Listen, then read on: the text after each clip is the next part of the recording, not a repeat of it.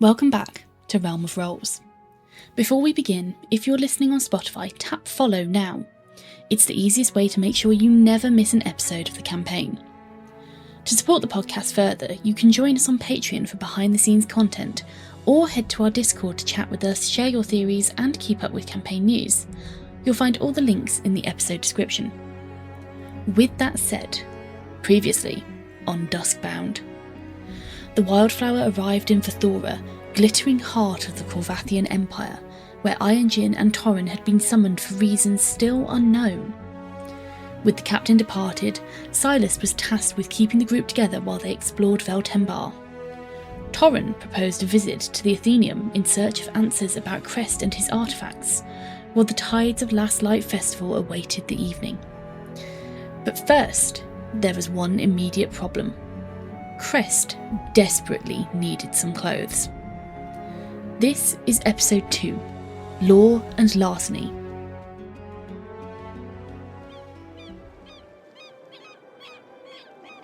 We'll go somewhere that's kind of boutique-ish, like tailored clothing, but nothing too fancy. Okay. So, I mean, you'll probably make your way through the Coral Ward towards more the Lantern Wake Keys kind of area, that kind of border in between. You're going to find kind of mix between more practical clothing and more kind of expensive practical wear there. And yeah, absolutely, you can go shopping, you can get some clothes. Prices are straight out of the PHB. Oh, are they? Prices, you say? They are. So is your carrying capacity? There is nothing Torrent is particularly looking for. Like, okay. He's not had a paying job in a while. Like he's on he's on a budget. Okay. Yeah, but that's a 400 gold budget, so we got plenty to play with, right? Yeah. How much is a scroll of detect magic? So is there anything that... So Torran's not looking for anything specific. Crest, you're getting clothes. Rikh, what clothes would Crest have after a shopping trip? Something very loose, very cool, so quite thin materials. Maybe a simple robe with small adaptations for his coral extrusions, obviously on his shoulders and his elbows. I think he'd probably tend towards more white colours, most certainly lighter colours. And I think he'd probably want something that, given that he's aware that gold is here and he's kind of enjoying being the centre of attention now that he's away from the ship. Something, that looks a little bit more upmarket, perhaps. But he has no idea what upmarket is, so he's kind of reliant on other people to tell him. Get my sleight of hand dice ready and that, because I don't intend to actually be paying for this. Torrent will clip you at the back of the head if he catches you, Silas. Oh, no, nobody will catch me. In all fairness, he told him don't get drunk. He did not tell him don't steal. Yeah, you know how I imagine this relationship to become, Silas? I have other ways of having fun. Do you know how I imagine this relationship to become, Silas? Is the scene from Hot Fuzz where they take the drunk man back to his house. He goes, "How much do I owe you, lads?" 20 quid. He gives him 20 quid and he takes it and goes, "And your change, sir." God bless you. That's our relationship. Okay. So, set of fine clothes, 15 gold? Yeah, that's perfectly fine. And with that, could you also please make me a wisdom check, please? Crest? Yes, sorry, Crest, yeah. Okay. And we will see what we can do. First dice roll of the new arc. And we have a 7 + 1 for 8. 8. Okay. There's something... you are drawn to the white quite naturally. But that just seems to be... You can't put your finger on it. So how do I look? Better? Is this more acceptable here? No? This is right? I would say it's a marked improvement. It's good. It's good. And Crest will say thank you to whoever's been assisting him, and look over at Silas. Silas, be the man.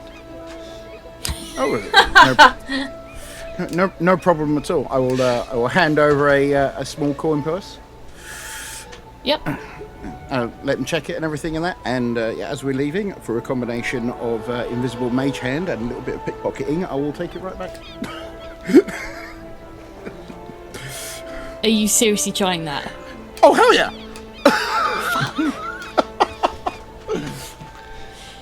Oh my god. Okay. This is how Silas gets his jollies.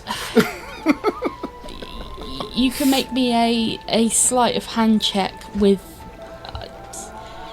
Just make me a sleight of hand check. It's an 18 plus 7 for a 25. I'm going to roll for it on the off chance that I hit a natural 20. Well, unsurprisingly, that was a 6. So, you... Oh my god, you're such a criminal. You hand over this gold pouch to a very young tailor's assistant. She's barely older than a young girl. You say maybe 12. And she's been absolutely charming to all of you, even though you came in looking like a right ruckus, and the shop is on the edge between the quays and Coral Ward, and it's a little bit more of an upscale shop. And, perhaps you think maybe this is one where they give their apprentices a little bit of a commission off the take. And she takes the coin pouch. Oh, thank you very much, sir. It's a pleasure doing business. And as she slips into the front of her apron pocket, where she stores all of her little needles and pins and haberdashery stuff, you very, very slyly, as she bends over to tidy something and the apron tilts slightly, you whip that coin pouch back out into your hand, up your sleeve, and you wander off with nary a care in the world. Can I see if I see this? Can I do a perception check? Do I see what the cheeky bastard's just done? You can make me an active perception check, and if it beats 18 plus 7 for No, 25. I need a 20. On the table, please. Like re-rolling it until he gets it, yeah? No, I don't see it. No, it rolled off the table twice, so I don't get it. I got Oh, I a know. 9 for It just looked funny. plus 3. Okay, so you I was rob so a gonna young s- girl. I was so going to steal that back off you, by the way. I was so going to sleight hand you and just give it back to the girl and say, sorry, you dropped this. Well, that's the thing. I use the mage hand to do it, and that's even if you spot Yeah. it, you just see this like little coin purse just floating away.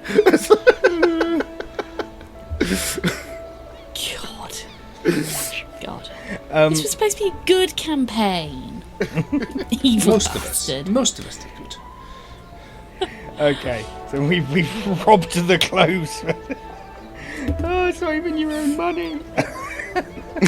I get one shopping tip. Like, oh, you guys have got some. I've given you some gold. You can go do some shopping. I'm gonna rob the girl I've just paid.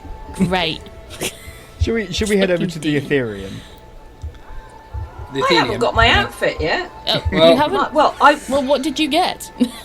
I would have got a cream calico shirt, which is quite fitted with like a lace up front and blouson type sleeves, and a dark blue satin thin long coat with several buttons up the cuffs, and a tricorn hat in dark blue, the white feathers sticking out of it. So you look I- French. No. And I would have got a leather, like a leather lace, so I could actually tie my hair back because it's quite long and wild and white. So I'd have tied it back. Okay, little so bit you look like a French 1970s. pirate. That's exactly what I was going to say to you. Yes, yeah, kind of. East India Trading Company kind of merchant. All right, so hang on. So thing. when I said you look, so when I said you look French, you went no, but French pirate is much better. What? Well, no, not French. But, just like the old English style, like the old East India Trading Company type thing. Just something that would blend in with merchants, not look out of place down by the docks, but also more affluent, so I would fit into a number of different scenarios. Think that Sure. French pirate doesn't stand out amongst the rest of the merchantmen. Sure. No. Yeah. Okay, yeah. That's it. That's what I've got. You buy your clothes, they're going to be 15 gold pieces, fine clothing. You can probably get it from the same store. I think, actually, watching this, I think Crest is going to have a big grin on his face. This is an interesting outfit. Let me try it. And what he's going to do is going to reach across to his left hand. And if you notice, just between his forefinger and his thumb, there's a tiny little tattoo. What looks like a silk scarf almost, with a couple of little stars around it. And he's going to put his finger on it, and he's going to draw the tattoo across his skin into the palm of his hand. And as he does so, he's going to end up wearing the exact same clothing. Oh God, they're multiplying. This way you do not stand out so much. I just out of character, like, we have just bought clothes for you that we didn't pay for, that you've now just gone, I didn't need that, I could have just done with some rags and turned them into clothes myself. So we've robbed some poor girl for no reason. There is no earthly reason that this robbing needs to take place. Where did his other clothes go? They turn into the others.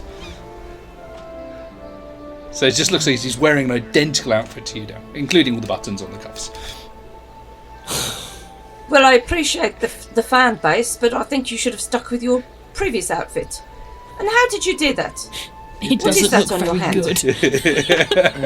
good. After seeing all this, I'm just going to very loudly declare, well, I'm glad I didn't pay for those then. I think Crest will just give you a look, and because he saw you pay, he knew you paid. So as far as we're all concerned, he's paid. So he's, you know what? We're walking out of the store. We are leaving. Out, everybody out. I think Crest is going to actually lean across and try and link arms with Ayaan, and so they can walk down the road in a very jolly sort of fashion. He has no idea how people are supposed to behave like here, so he just thinks it's funny. It's a really shit stag do, is what you're basically turning it into. I'm just going to put this down to collective heat stroke, to be honest. Yeah, I don't blame you on that one, Yaz. This shit's a fever dream. Okay, so you finish your shopping, you scam a shopkeeper, you wear matching twinsy French pirate outfits. Yes. Jesus Christ. What are you doing now? Are you going to the Athenaeum? I would like to pick up a flute if possible, if that offer's still on. But apart You from can that, pick yes. up a flute. Yeah, you Yay! can find a very decent quality flute. You can go for a simple one, or you can get a little bit fancy if you want and pay like 2 gold extra. Oh, if he's to not you. paying for it anything, then I'm just going to assume that this is a thing, and he will absolutely get the fanciest one he can find. You find a very fancy flute. I will throw the same coin purse that I gave to the tailor and I will just give it to Crest. It's like, there you go. There you go. Go wild. My thanks. You have 50 gold pieces now. Well done. Okay. So, shopping over?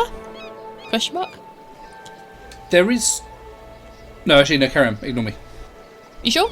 Yeah, I was considering something, just an RP thing, but I'll do it later. Okay, consider it done. Yeah, I think I would have had long boots as well, because I have got webbed feet. So I would have had some long boots to just finish off the outfit. I am walking around in the city after all. Excellent. Okay. Would you have lots of jewellery as well? Because, French pirate, it doesn't look complete without jewellery, or medals maybe. It's not my fault that you are jealous. He's not. That's He's your wearing the same problem. as you. You are jealous. Yes, but I wear it better. Hang on a second, guys. Hang on. It's probably worth noting that actually Crest kind of scrubs up pretty good. Nope, sorry, I can't find your brain cells under there. Don't know where they've put them.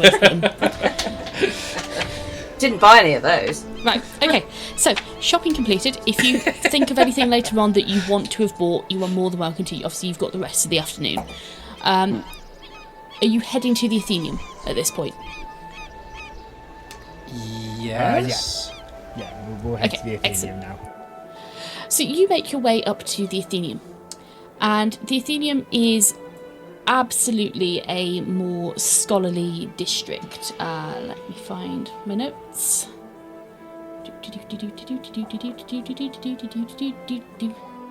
Nope. Yep, still no. Where are we? Nope. Nope. Obviously, it's a fairly sizable city. Roughly how long would it take us to walk there? Given that I'm guessing there's lots of people. To walk to the Athenaeum, 1 second. I had a note here. So to cross one district, you are looking at a 25-minute walk. So from where you are between the Lantern Wick Keys and Coral Ward, to get up to the Athenaeum to the start of it, you're looking at like a 25-minute walk to get up that far. Okay. So all in all, I'm going to say you've probably been doing stuff for about 3/4 of an hour. And to actually get into the Athenaeum proper, you're probably going to spend it's probably about 2 o'clock in the afternoon now, right? Sure. Okay, and I've lost my page again. So probably by the time we get there, Crest's clothes will return to his new posh clothes. Excellent, thank God. Okay, so as you enter the Athenaeum, it becomes very clear as soon as you enter into this area that you are entering the district properly. Shops and commerce areas turn into buildings which are dedicated to study. Colleges of very random things. Colleges of random studies as well, not just your bardic colleges and your natural history kind of colleges, that very uber specific colleges, very small isolated buildings kind of dotted around the place which seem to do very specialised study. You see libraries. Again, there isn't one grand big library. There are multiple small libraries, seemingly all focused and concentrated on one specific subject, usually in the vicinity of its paired college. You see lecture courts, observatories, some very taller buildings which appear to have glass domes on the top, which you assume are used for looking at the stars. You see botanical gardens. You walk through areas where you think, oh, this is a lovely garden. As you look around, you see rare plants that you've never seen before, which are being meticulously cared for. There are debating halls. There are taverns, which are specifically student taverns. So the kind of clientele you see there, it's not your down at the docks, anyone walks in. It's not your Coral Ward expensive debating, kind of contract writing conversations.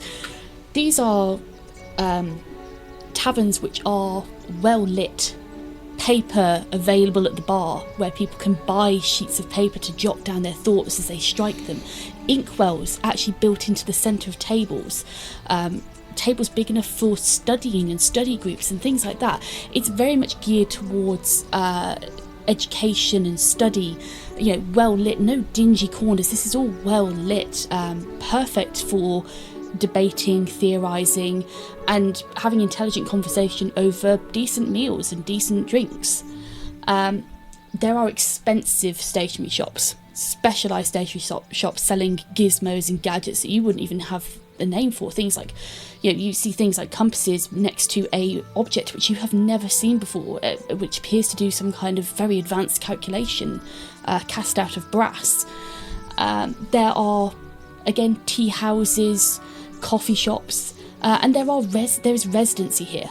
There are buildings and apartments which are effectively student residency, and you can see that the general age of this district is lower. It's very much geared towards younger, 16, 17, 18 through to probably about 25. There are older people who look like professors and lecturers, or even people who look like they are older learners. But this is very much a younger section of the district. What are you looking for specifically here? This was your idea, Torran. Where do we go now? I probably would have hung out here, sort of in this kind of area a fair bit, and that in my underhanded mystical studies. Yeah, you probably would have, because there are, magical archives, and there are libraries of magical tomes and arcane tomes in this area where you would have been able to go in there and study for free. And then, walk out and go to the nearest tavern and try and pick up a girl or two who's probably going to tell you to foxtrot Oscar. More often than not. Not always. Gus, could you please roll me a d8, please? A D8? Yep. Yeah. One of your ex-girlfriends is there. If you see a girl named Mildred and that, I'm dead. No, just dead to her. It's an 8. It's an 8. You have currently have 8 active bans from taverns in this area.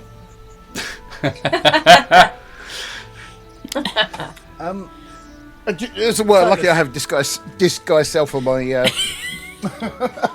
on my spell list. So Silas, I suppose we're looking for a college around, I don't know, ancient sea legends or anything like that. Like, I suppose we just start by asking at the library. This is not Torran's forte. But which one? What about divinations? Or some seekers of mysteries? well, there's definitely some kind of scrying that was going on, whether it would be for historical or future sites. Possibly Either of those two prophecies work. or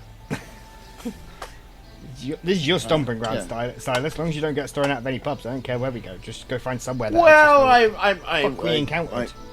it wasn't really my my field of interest, but we'll have a little look around. We can dig up.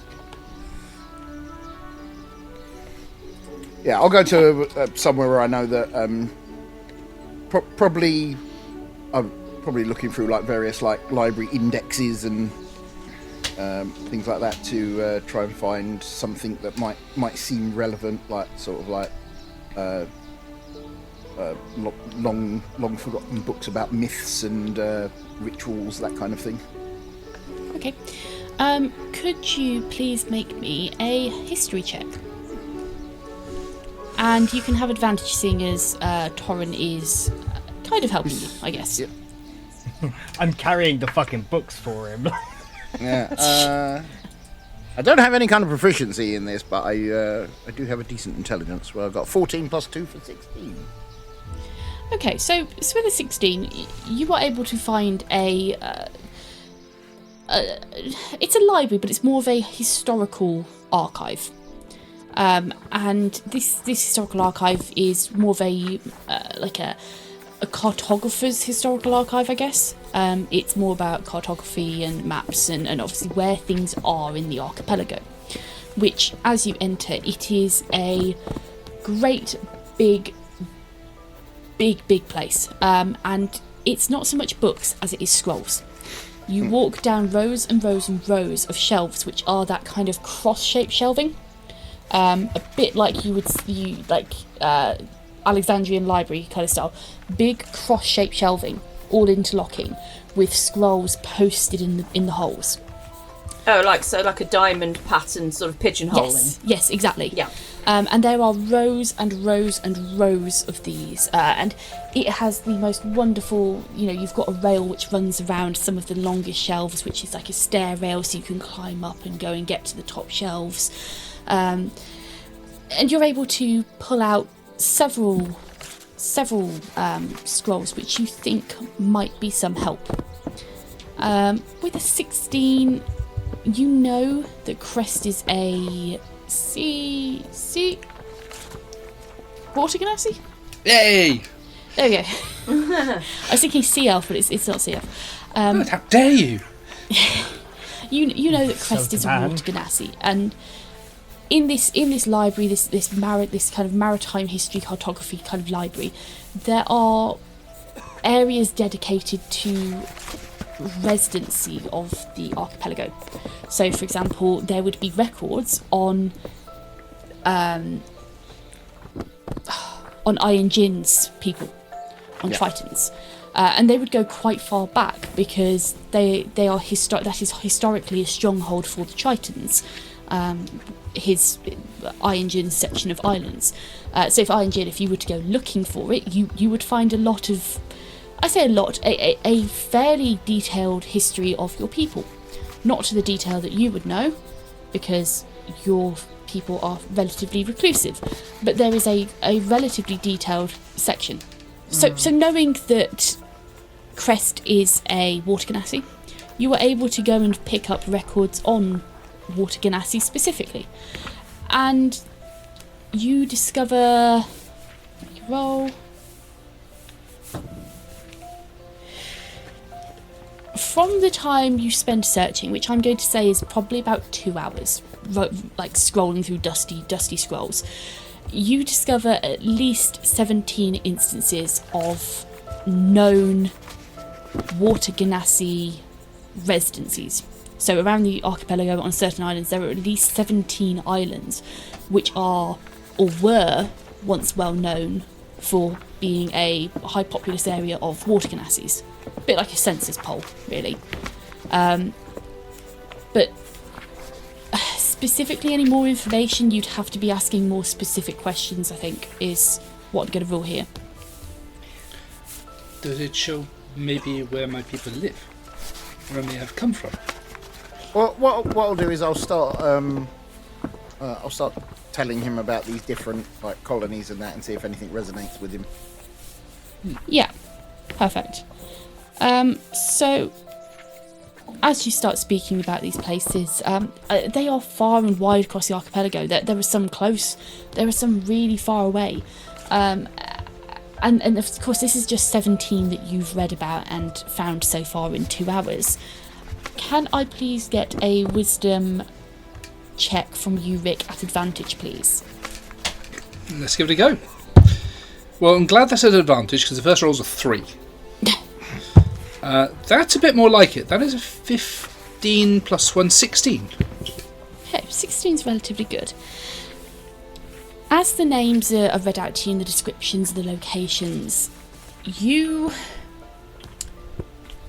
don't have a twinge of recognition. None of these places sound familiar to you. None of them feel familiar to you. And certainly as Silas attempts to describe what they physically look like, the topography, the scrolls will mention certain things like a mountainous region or steep cliffs. Nothing really kind of clicks with the vision you had when you were aboard the Wildflower amidst the doldrums and you were looking down. Nothing really clicks. I thank you for trying, but none of this makes sense. None of this feels true.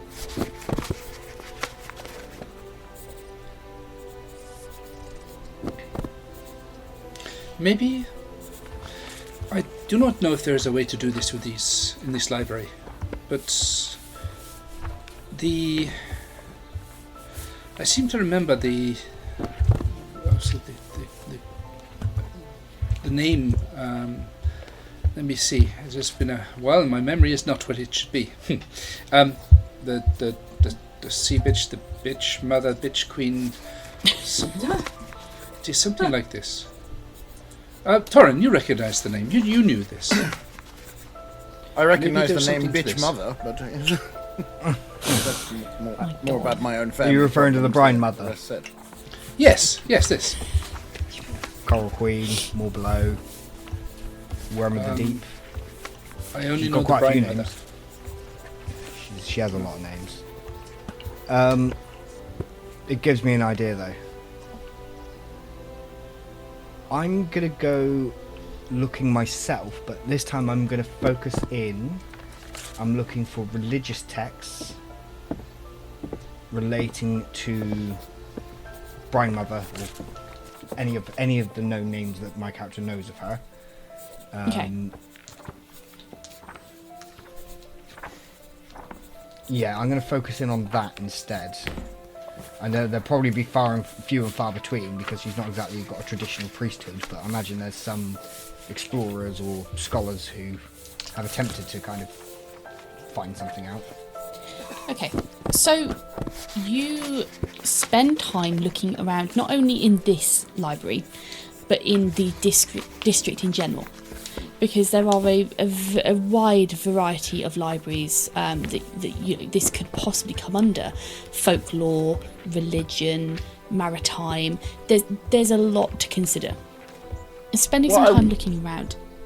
Yes, go. What I will do is while we're doing this, at some point I'm gonna kind of see if I can lean on maybe one of my contacts that I may have made in the local area, maybe of a more sort of wizardly scholarly type. Okay.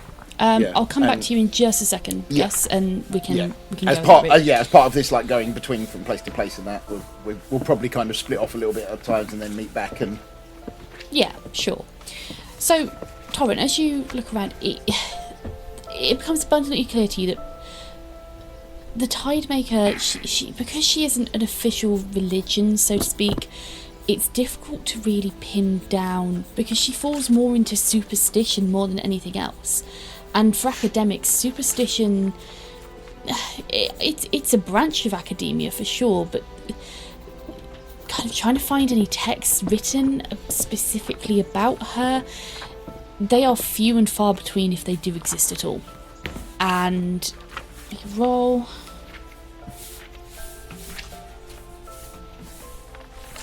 I've got Mike's disease, I can't roll in the dice tray.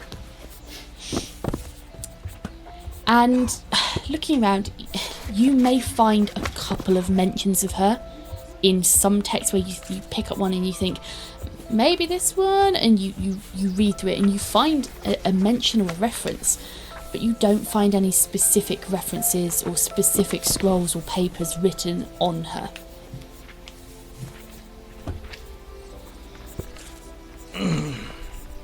It was a worthwhile attempt. Thank you. Thank you for trying. So, Gus, back to you with your attempted contact. What would you be looking for specifically? So I'm basically trying to find information that somebody may know about the dagger and the crystal specifically, and maybe about the lost purple island of nowhere, to see if it kind of rings a bell with anyone. Okay, you could make me a... let me just take a look, because you're going to have to find someone. Yeah. Investigation, maybe, or... Just 1 second, I'm just trying to look at what's on the menu. Literally on the menu. You can make me an investigation charisma check. So, D20 plus your proficiency if you're proficient, and charisma. It's the same either way. If I know he's doing this, he's chatting to people, can I perhaps provide some bardic inspiration for him as well? Yeah, absolutely. We're in full social interaction, so Yeah, you can I mean, provide some. I mean, it would actually be handy if I can convince him to come with me, because then I'll have the actual things to show, rather than just vague descriptions. There you go. Yep. So you're giving him bardic inspiration, Crest? That's an extra D8, yes. isn't it? Or, is it D8? Yes. Yeah. Yes.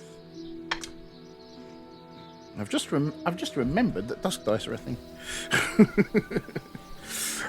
You really so I haven't yet finished the rules for those, so we're currently sat at 0. Oh yeah. Oh yes, but me and Torran get a bonus one every day. Go to the pool. You do have inspiration you could spend, yeah. Yeah. Well, it's a 15 on the dice, and I get a +5 with the bardic inspiration. That's a 24. 24. Okay. You're able to find an old acquaintance, let's say. Probably a less than reputable one. Probably someone you once fenced to. You know that they have a very specific method of contact. You would have always used that method of contact. It would be something innocuous, like at a specific bar, leaving a specific flower or some kind of trinket under a tankard in the back right-hand corner at 3 o'clock in the morning specifically, or something equally ridiculous. You remember them, you remember their name, and you know how you would contact them. That is what I will give you. So if you wish to take that line of inquiry any further, you would obviously have to express that and go and do something to make that contact. Okay. Okay? Yep. And it wouldn't be anywhere like the Athenium district. No, it would be somewhere this will scabby. be something. Yeah. I may have somebody that. Crest, are you willing to go on a little journey? I think Crest's first response there is to glance sideways at Torran and Ayaan, as if looking for some sort of reassurance that this isn't going to result in him being stabbed in a dark alley with all his money having been taken. It probably will. What money? If there's any level of reassurance, he might tentatively say that yes, but otherwise... I mean, is it anywhere ever that safe from that? Really? It Ayaan depends. wouldn't actually respond because he's otherwise distracted, looking around. He's sat down on a nearby table, but he's very distracted and not really, when you speak to him, he's not really listening because he's glossed over, thinking about something else. How would Torran respond? Torran's quite. Torran. I may know somebody that may know far more than we could ever glean from trawling through dusty tomes all day. But you're going to have to follow my lead on. Shit. Okay, let us try it. So if I come back stabbed, then Torran and Ayaan, you must see the same to him. Well, if we get into a little bit of trouble, all the more fun. So what I would say, Gus, is you would know that to contact this individual, it would be at night specifically. Yeah. Yes. It will be after dark, so we should probably go check in at our lodgings for now, and maybe rest up. After dark at a seedy district, lovely. How long have we got before dark? You are it's about 4 o'clock, and it's very light, very late here. So you would probably say it's probably going to be getting dark about 10 o'clock. And you know the festival's on tonight. And one thing that I did neglect to mention is that the entire city, so far where you have been, has been in a very jovial mood. There are, on the streets, there are little stalls where peddlers are selling little paper lanterns and trinkets. There is bunting around the dock areas. There is purple and gold bunting being strung up, and there is a general kind of very festival atmosphere to the city.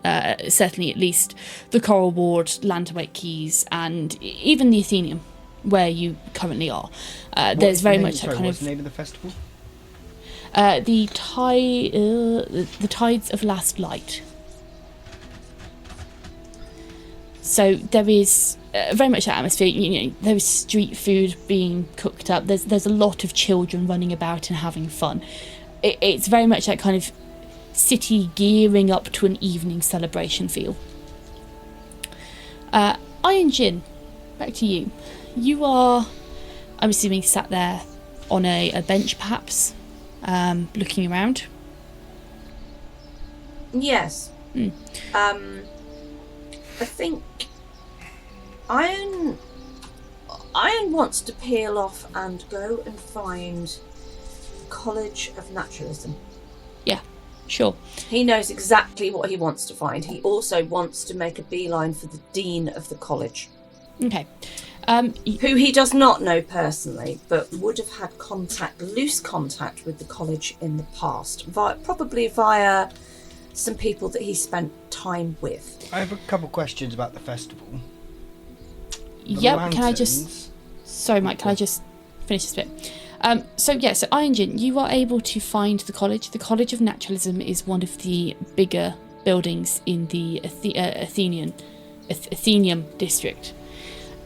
It's tall, it's imposing, it's very grandiose. I've been using that word a lot this session. You have. And when you arrive, you can see that as you go to approach, there are students coming in and out, but surprisingly enough to you, something that you haven't super duper noticed as you've been going around these kind of 3 districts, the Athenium, Coral Ward and Lanternwick Keys, kind of just on the edge of it. You haven't noticed, any of you, a lot of military presence. It's fairly light, and even for a festival where you think they'd probably ramp up security, the military guard presence is very, very light. When you come to the College of Naturalism, Ayaan-Jin, there is significantly more guard presence here at the moment.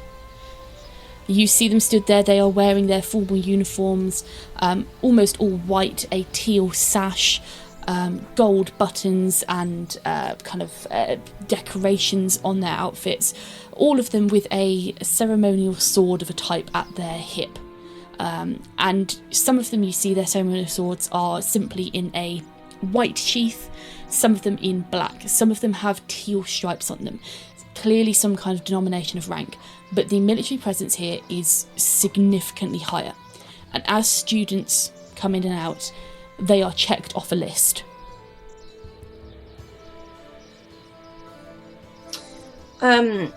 He will perfectly normally and boldly walk up and approach them. Good day. I would like access to see the Dean of the College if this is possible. Or I would certainly like to make an appointment to see the Dean. I have some important things that I need to pass on to him. Name? Are you a student here? No, I'm not a student, but I have been working with some of your people in the past. Any prior appointment? No, I don't. No, I don't have a prior appointment. I apologise. I've just happened to be landed here, and I'm sorry, sir. The college is closed until further notice. No visitors. I'm afraid. May I ask why? Why would that be? The college is closed, sir. I really need to see the Dean. How can I get in touch with him? I apologise, sir, but the college is closed to the public. Can you not give me any information? Apologies, sir, once more. The college is currently closed to the public. Students and professors only. Just a minute. Gonna go to Google and quickly sign up as a student on some cheap course. Could you give me any explanation as to why it is closed? This is unusual, is it not? This is a college that is open to all, surely.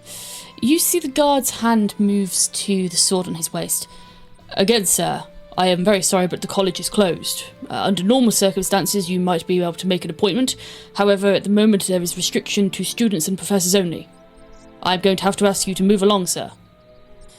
I think he would look very baffled at this. I think there'd be a big frown on his face, and I think you'd see a cloud pass his eyes. You would, of concern, I think.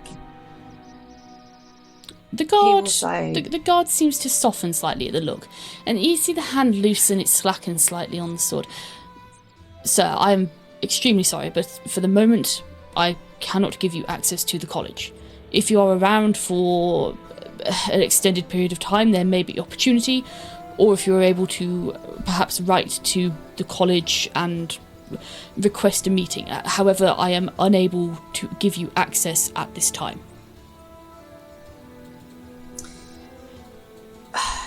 Is it possible to have the name of the Dean of the College, at least?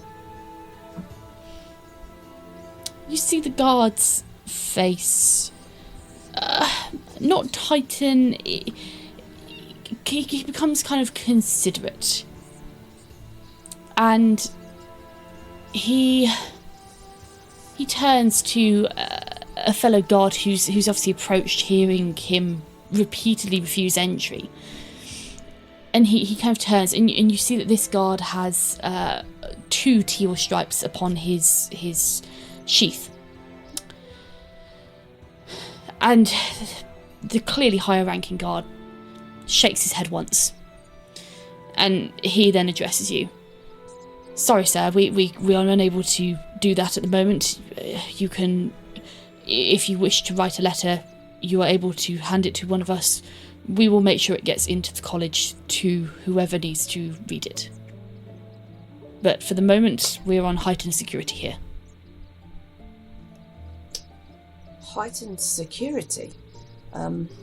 So if I were to leave you a note or get you a note, you would pass that on to the powers that be? You have my word, sir. You have my word. Would you do that immediately? Yes. If you were to hand me a note, I would immediately take it inside to be handled. Then I will make that so. Thank you for your information. And I'm sorry if you were having problems. He'll kind of swish his coat as he turns. He's going to stand for a moment and then he's going to walk away back to... I think he would travel back to... presumably all the colleges are in that vicinity. So he would go back to where the others would be. Or possibly, would he know where he could get some paper and whatnot? Would he see somewhere... Right. Yes. Then he would duck into that place where he could perhaps acquire some paper and something to write with. Okay. Yeah, you can absolutely do that. It's a fine stationery shop. You're going to pay out of the PHB per sheet of paper and for some ink and a pen or whatever. But you were able to get hold of it, yes. Okay. And then he will go and find somewhere, maybe in the public space, where he can just sit down and write a note. It's not going to be a long rambling letter, but he wants to write a note. Okay. You are able to do that. You can find a public area, you can go into a tea house or a coffee shop or a tavern. Yeah. You are able to do that. Mike, you had questions. Yeah. The lantern thing. Mm-hmm.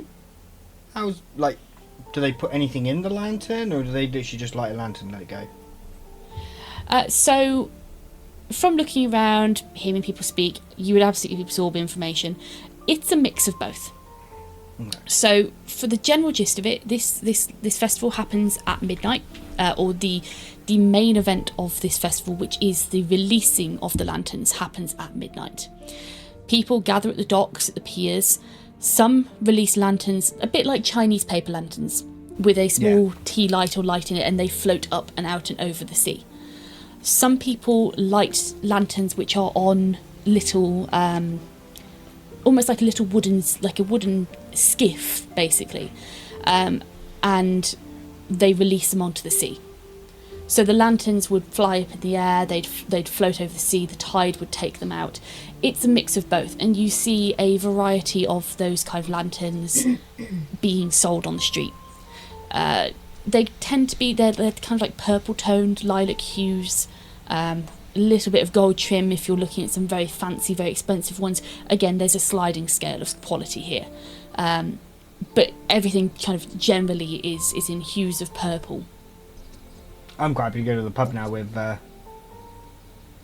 Gus.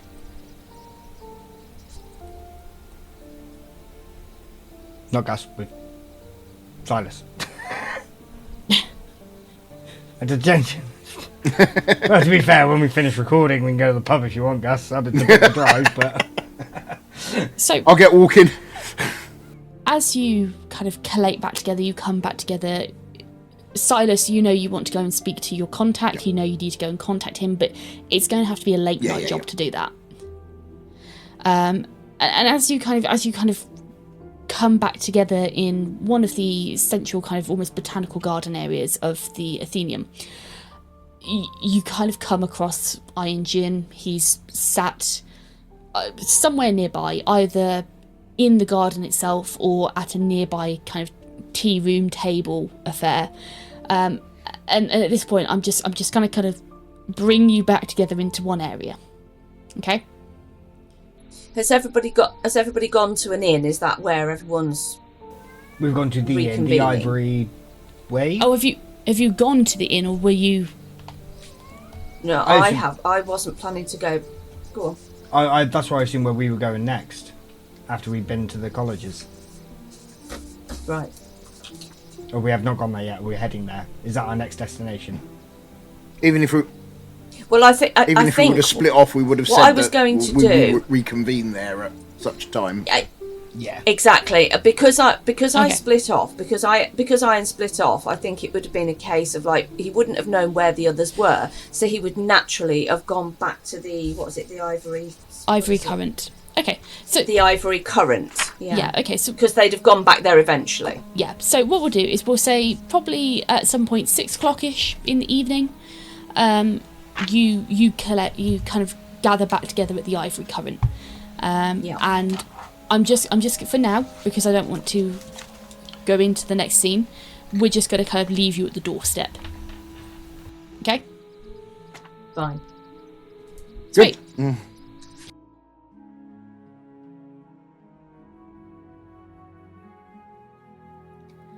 If you enjoy this episode and you're listening on Spotify, please tap follow before you leave. It only takes a moment and it means you will always be the first to know when a new episode airs. You can also support Realm of Rolls on Patreon for behind the scenes content, or join our Discord to chat with us, share your theories and keep up with campaign news. All the links are in the episode description. The next episode will be out on Tuesday the 1st of September. We hope to see you there. Until then, keep rolling.